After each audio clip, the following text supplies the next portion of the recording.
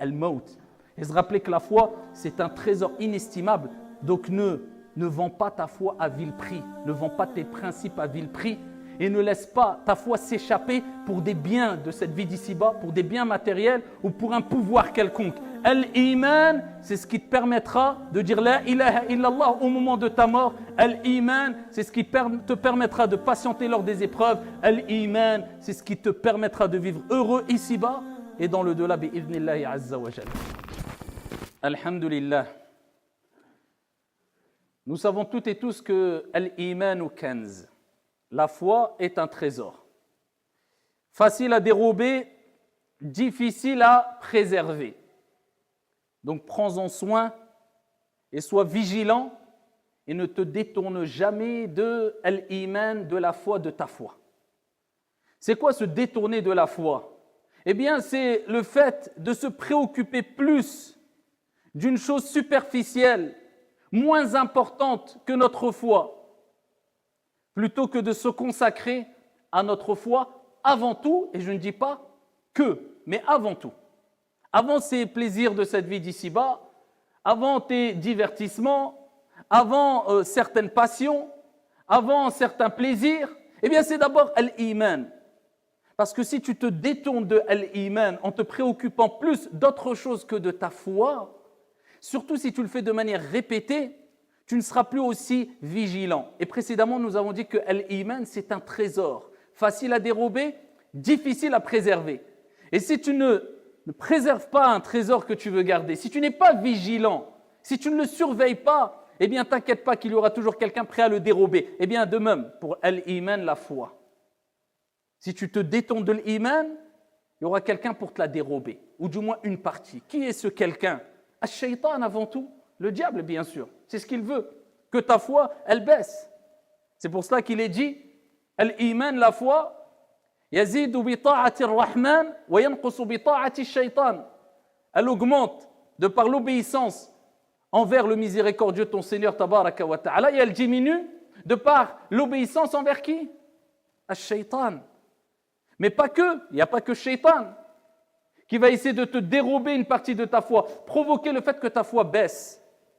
Mais c'est aussi tes passions, c'est aussi ton âme instigatrice au mal. Donc tous ces plaisirs, toute cette perte de temps, tous les défauts que l'être humain peut avoir, la paresse, la négligence, l'insouciance, etc., eh bien ceux-là vont s'occuper de ta foi, Al-Iman, si tu te détournes trop. Donc reste vigilant, surveille-la de jour comme de nuit. Et qu'est-ce que l'Iman et à quoi sert l'Iman? Eh bien, l'Iman, c'est la source d'énergie dans laquelle tu puises lors des épreuves. Qu'est-ce qui te permet de patienter quand tu as des épreuves? L'Iman, la foi. Qu'est-ce qui différencie celui qui se plaint lors des épreuves et celui qui dit Alhamdulillah lors des épreuves? L'Iman, ou dit plutôt, ou plus précisément, le degré de Iman. Et plus tu as la foi, et plus tu accepteras le destin, bon ou mauvais, de manière apaisée. Et c'est pour ça que le prophète a rappelé que ceux qui sont les plus éprouvés, ce sont les prophètes. Ensuite, ceux qui les suivent en foi, en degré de foi. Plus tu as la foi, plus tu seras éprouvé, et plus tu seras éprouvé, et plus tu pourras patienter quant à ton épreuve. La yukallifu Allahu nafsan illa wus'aha. Car Allah ne donne pas à une âme une charge au-dessus de sa capacité. Et si tu es beaucoup éprouvé, c'est que ta foi est élevée. Et si ta foi est élevée, tu t'es rapproché d'Allah subhanahu wa ta'ala, de celui qui ne t'abandonnera jamais. Et surtout pas lors des épreuves. Et tu pourras les supporter de manière apaisée, calme, sereinement, tranquillement. Al-Iman, c'est ce qui te permettra de dire, lors des derniers moments, dans quelques années, voire dans quelques mois, peut-être dans quelques jours, peut-être même dans quelques minutes, lors de ta mort.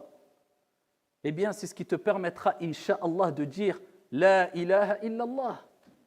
C'est l'iman, c'est la foi. Ça sera le fruit de ce que tu auras fourni comme effort tout au long de ta vie. C'est là où tu commenceras déjà à récolter. À ce moment-là, tu commenceras déjà à récolter les fruits, au moment de ta mort. Comment seras-tu? Est-ce que tu diras La ilaha illallah de manière apaisée et ferme ou pas? Tout dépendra de l'iman. C'est quoi la preuve? Allah Jalla wa ala dit dans le Coran يثبت الله الذين آمنوا بالقول الثابت في الحياة الدنيا وفي الآخرة. اللهم اجعلنا منهم. Allah Jalla wa ala dit, Allah raffermira. يثبت الله الذين آمنوا أهل الإيمان. Ceux qui ont eu la foi, les porteurs de foi, de iman, qui ont travaillé leur foi toute leur vie, eh bien Allah les raffermira dans cette vie d'ici-bas et dans l'au-delà. Et plus d'un savant ont dit que cela signifie qu'au moment de ta mort, eh bien Allah te permettra de dire La ilaha illallah.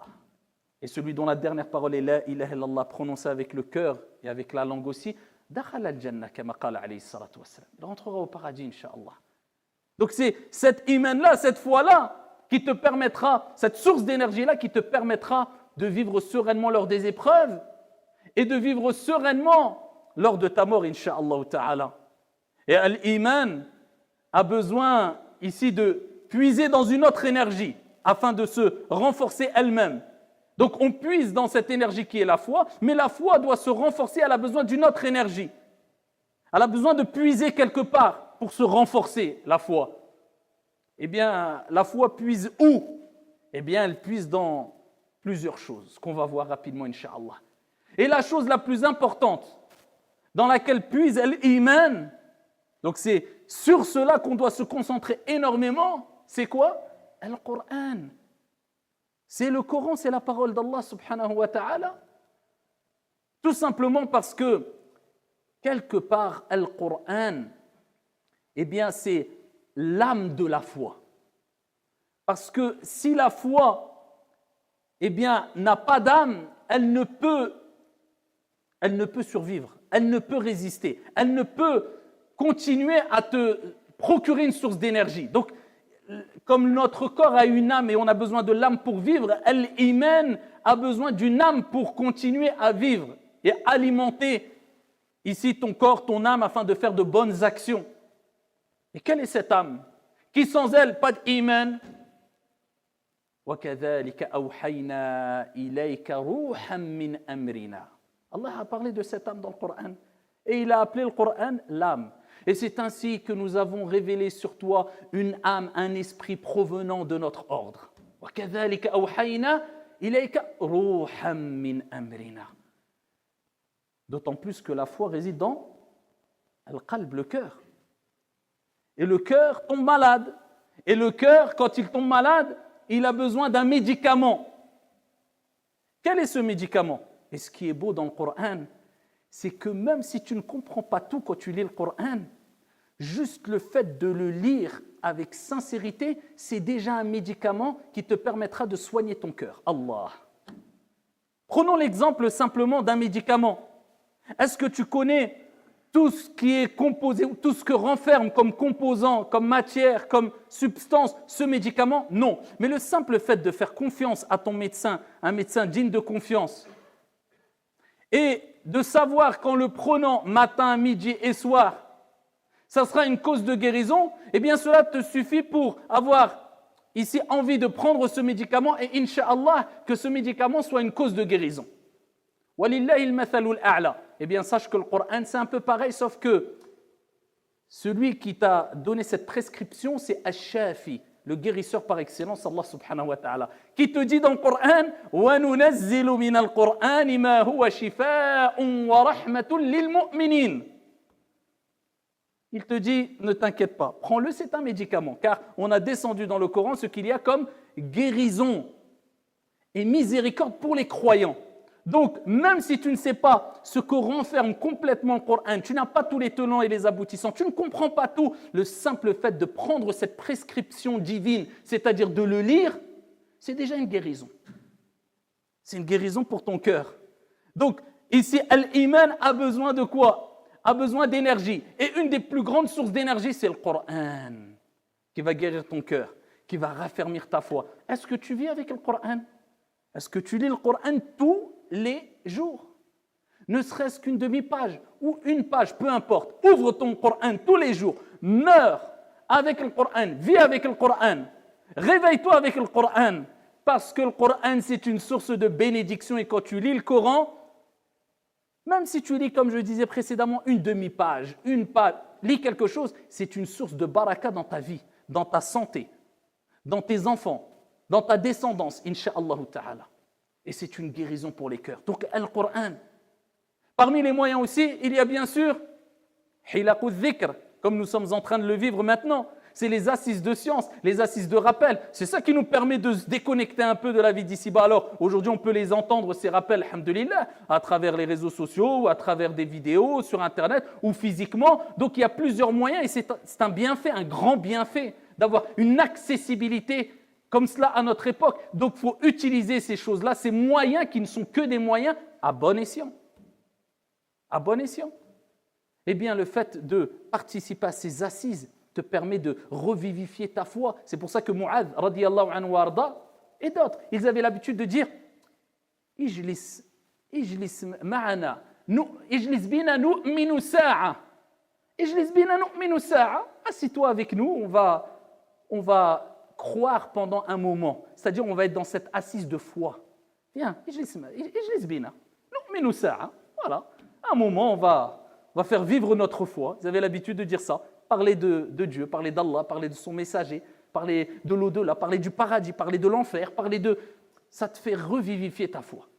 Parmi les moyens aussi, il y a le dhikr. Et le prophète alayhi salatu wassalam a dit, l'exemple du vivant et du mort, spirituellement, c'est comme l'exemple de celui qui évoque son Seigneur et celui qui ne l'évoque pas. Donc quand tu évoques Allah, tu commences ta journée avec quoi? Avec les invocations du matin. Tu commences avec ça, c'est ton petit déjeuner spirituel. Et avant de dormir, tu fais tes invocations du soir. Tu ne les connais pas, fais-les, lis-les en arabe. Tu ne connais pas l'arabe, allez, fais-les en français, pas de mal. Tu veux quoi de plus? C'est facile. Il ne faut pas rendre les choses compliquées, il faut être un grand savant pour être pieux. Il faut être un grand savant pour être au paradis. Non. Le principal, c'est que tu fasses le minimum sincèrement et conformément. C'est le principal. Eh bien, tes invocations du soir, du matin, tu récites Qul huwallahu ahad, falaq an-nas 3 fois le matin, 3 fois le soir.